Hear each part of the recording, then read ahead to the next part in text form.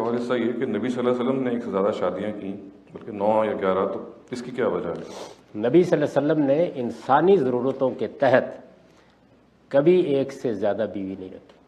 انسانی ضرورتوں کے تحت کبھی آپ نے سوچا بھی نہیں۔ دیکھیے، میں آپ سے عرض کروں کہ کیا آپ کا معاملہ رہا۔ پہلی شادی خدیجہ، سیدہ خدیجہ رضی اللہ عنہ سے آپ نے کی۔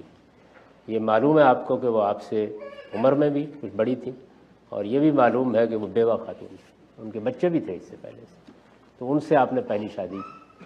پوری وفاداری کے ساتھ وہی آپ کے گھر میں رہیں، انہی سے آپ کی اولاد ہوئی، یہاں تک کہ رسالت مآب صلی اللہ علیہ وسلم تو 50 سال کی عمر کو پہنچ چکے تھے جس موقع پر ان کی وفات ہو گئی، دنیا سے وہ رخصت ہو گئیں۔ ان کے رخصت ہونے کے بعد بھی آپ کو خیال نہیں ہوا اس کا۔ بچیاں تھیں گھر میں، ان کی نگہداشت کا بھی مسئلہ تھا، دوسری جانب ایک بڑی ذمہ داری تھی، اللہ کا پیغام پہنچانا تھا۔ تو یہ آپ کو معلوم ہے کہ تاریخ میں یہ واقعہ بڑی تفصیل سے بیان ہوا ہے کہ ایک خاتون حضرت خولہ وہ رستے میں ملی آپ کو، تو انہوں نے کہا کہ میں یہ دیکھتی ہوں کہ جب سے خدیجہ دنیا سے رخصت ہوئی ہے تو آپ کچھ کھوئے کھوئے سے رہتے ہیں، اور آپ کے لیے گھر در کے معاملات کو سنبھالنا مشکل ہو رہا ہے، تو آپ شادی کیوں نہیں کر لیتے؟ یہ کچھ عرصے کے بعد اس خاتون نے یہ آپ سے پوچھا، تو آپ نے کہا کیا کوئی رشتہ ہے؟ تو انہوں نے کہا کہ ہاں، رشتہ تو کنواری بھی ہے اور شوہر دیدہ بیوہ بھی ہے۔ تو فرمایا کہ کنواری کون ہے؟ انہوں نے کہا کہ آپ کے دوست ابو بکر کی بیٹی عائشہ۔ یہ آپ نے یہ مکالمہ سن لیا، یہ تاریخ میں موجود ہے۔ گھر میں بچیوں کی نگہداشت اور گھر کو دیکھنے کے لیے ایک خاتون آپ کو کہہ رہی ہے شادی کر لے، اور تجویز کر رہی ہے ایک 6 سال کی بچی۔ عقل مانتی ہے آپ کی اس بات؟ تو اس لیے محض افسانہ ہے، اس کی کوئی حقیقت نہیں ہے 6 سال اور فلاں۔ سیدہ عائشہ کی عمر 19-20 سال کے قریب تھی۔ آپ آگے سنیے، اس نے جا کے رسول اللہ نے کہا کہ دونوں جگہ پیغام دے کے دیکھ لو۔ اس نے کہا بیوہ بھی ہے، ایک 50 سال کی بیوہ خاتون ہے سودا رضی اللہ عنہ، وہ ان کو بھی میں پیغام دے سکتی ہوں، ادھر بھی دے سکتی ہوں۔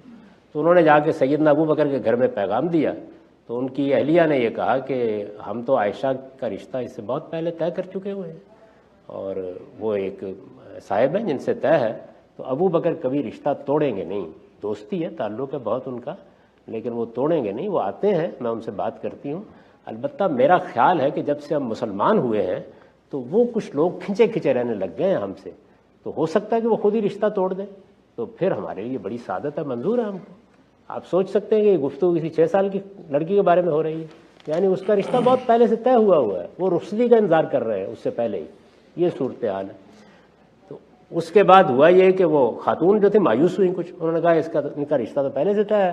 انہوں نے جا کے حضرت سودا کو پیغام دے دیا، انہوں نے بھی قبول کر لی۔